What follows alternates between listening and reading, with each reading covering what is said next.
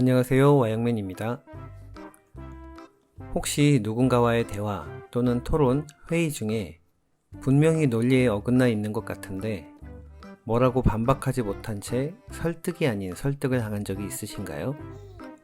그때 이렇게 말했어야 했는데, 이것과 같이 말이죠. 오늘 소개해드릴 책 일상의 무기가 되는 논리 수업에서는 이렇게 말합니다. 대부분의 우리들은 명백히 참이거나 확연하게 거짓인 것은 즉각 알아차릴 수가 있다.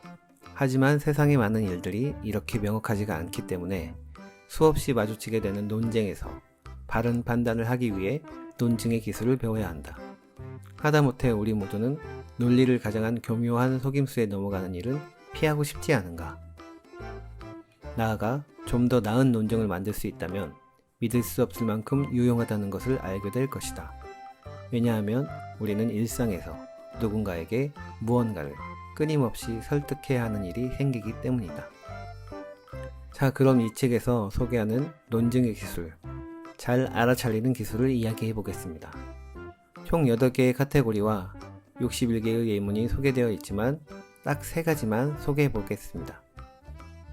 1. 논리를 가장한 교묘한 속임수. 술을 많이 마셔도 오래 살 수 있어. 우리 할아버지처럼 말이야.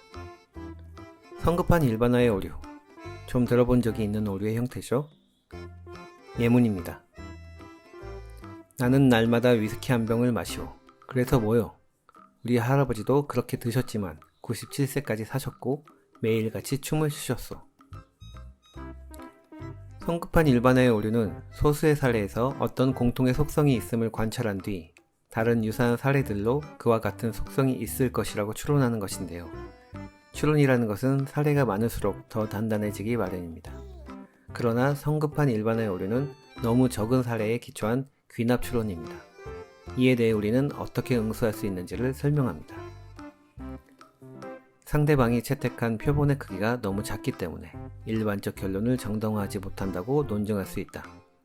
이를 통계적 수치를 바탕으로 이야기한다면 더 확고하게 응수할 수 있다. 통계적으로 술을 많이 마시는 사람이 보통 사람보다 훨씬 일찍 죽는다. 어쩌면 당신의 할아버지는 그저 운 좋은 알코올 중독자이다.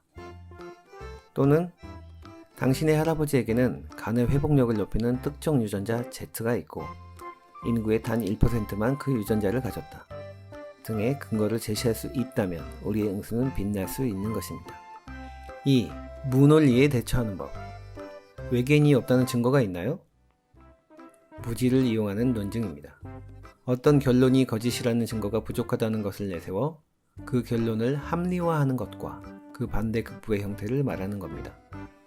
우리가 어떤 것을 잘 모른다는 이유로 그 어떤 것이 참이나 거짓이 되는 것은 아니죠.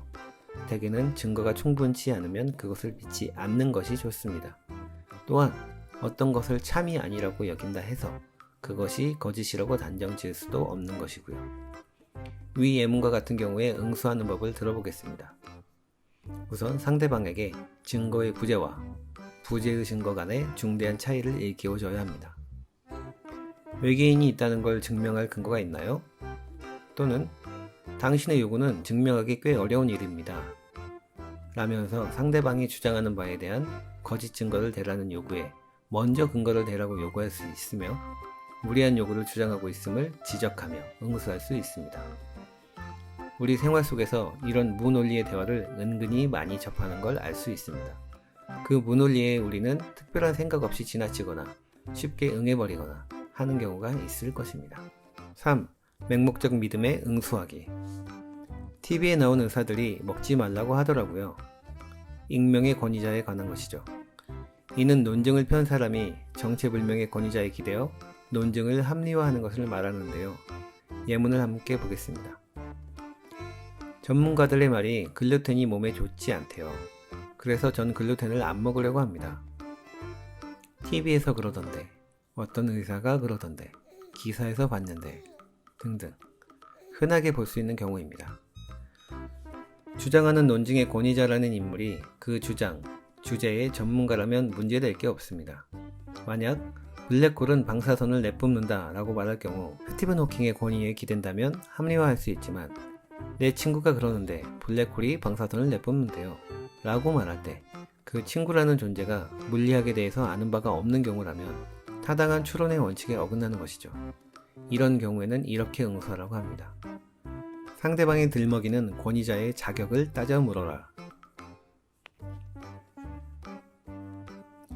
논증의 기술이라는 것이 꼭 누군가와의 논쟁 속에서 이겨야만 하기에 알고 배워야 하는 것이 아니라 우리가 어떠한 속임수에 넘어가지 않는 게 좋고 누군가를 설득하는 것이 일상다반사이기에 그 논쟁의 기술을 배우고 알고 하는 것은 여러모로 유용하다는 것을 열립니다.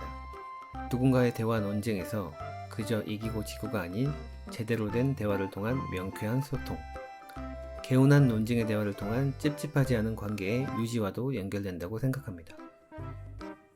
이제부터 조금의 신경을 더해서 시원시원한 대화를 나눠보는 것 어떨까요? 감사합니다. 와이맨이었습니다.